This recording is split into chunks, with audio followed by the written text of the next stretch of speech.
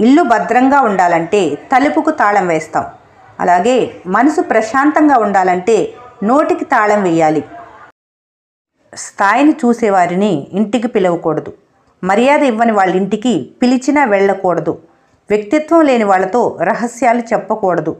అహంకారంతో ఉండేవారితో చనువుగా ఉండకూడదు.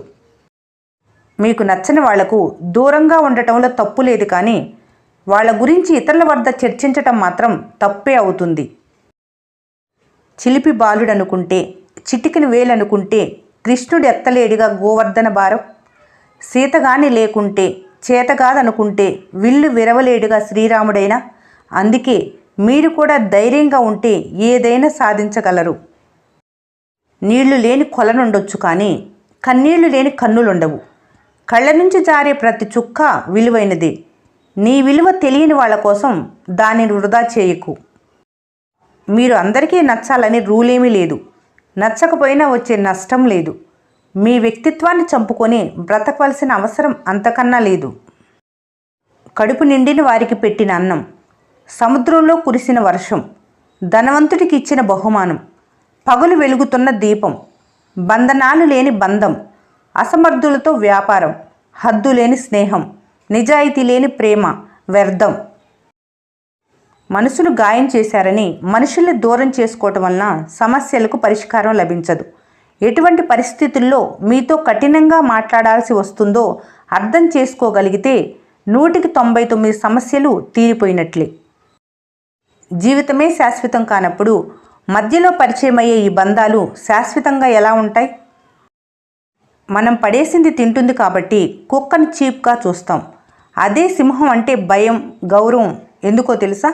సొంతగా వేటాడి తింటుంది కాబట్టి. రొట్టె ముక్కలు తిని బ్రతికినా పర్వాలేదు, సొంతగా సంపాదించుకో. పరమాన్నం కోసం ఒకరి ముందు తోక ఆడించకు. లైఫ్లో నీ సంతోషం కోసం ఇంకొకరిని ఎప్పుడూ కష్టపెట్టకు. అలాగే ఇంకొకరు చేసిన తప్పుకి నీ సంతోషాన్ని వదులుకోకు. ప్రతి మనిషి కొన్ని అలవాట్లకు బానిస అయినట్లు ప్రతి మనసు కొన్ని మనసులకు బానిస అవుతుంది. ఆ మనసు దూరంగా ఉన్నా, కనిపించకపోయినా, మాట్లాడకపోయినా ఆ మనసు లోలోనే వేదన చెందుతూ ఉంటుంది. మనిషి ఎలా ఉండాలంటే ఊరి చివర ఉండే మర్రి చెట్టులాగా ఉండాలి. అది ఎండలో నడిచేవారికి నీడనిస్తుంది, వానలో తడిచేవారికి రక్షణ కలిగిస్తుంది. కానీ తనని గుర్తుంచుకోమని ఎప్పుడూ అడగదు.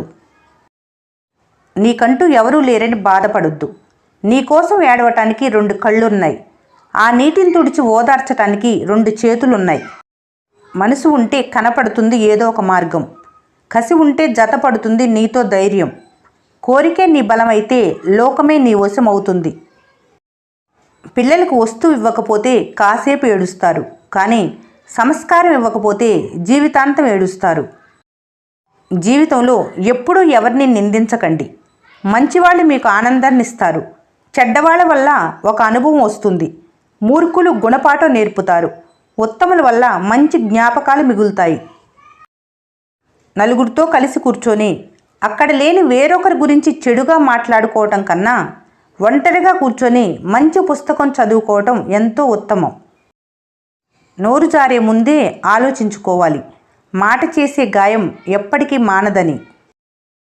మనిషి అనుకుంటే సాధించలేనిది ఏమీ ఉండదు. చలిచేమనే ఆదర్శంగా తీసుకొని పనే మీ దైవంగా మార్చుకుంటే విజయం మీదే.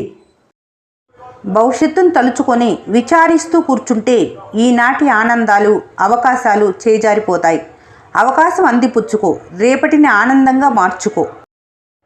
ఎవరేమనుకున్నా నువ్వుండే రాజ్యంలో రాజు, మంత్రి, బంటు, సైన్యం అన్నీ నువ్వే కావాలి. అనుకున్నది సాధించాలి. నీ చిరునవ్వు మాత్రమే చూసే మిత్రుడు కన్నా నీ కన్నీళ్ళ విలువ తెలిసిన మిత్రుడు మిన్న. కష్టపడకుండా, నష్టపోకుండా ఏ కొత్త విషయాన్ని నేర్చుకోలేరు.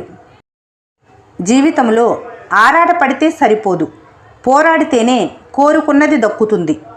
ఆరాటంలో ఆశ మాత్రమే ఉంటుంది, కానీ పోరాటంలో ప్రయత్నం ఉంటుంది. ప్రయత్నం ఎప్పటికీ ఓడిపోదు. దృఢ సంకల్పం, తరగని ఆత్మవిశ్వాసం, బలమైన కోరిక ఉన్న చోట విజయం తప్పక వచ్చి తీరుతుంది. ఉన్నదానితో సంతృప్తి పడటం నేర్చుకున్న వాళ్ళు జీవితంలో ఎప్పుడూ సంతోషంగానే ఉంటారు. మెల్లగా నడిచినా పర్వాలేదు, అడుగులు గమ్యం వైపు పడితే ఎప్పటికైనా అనుకున్న లక్ష్యాన్ని చేరుకోగలవు.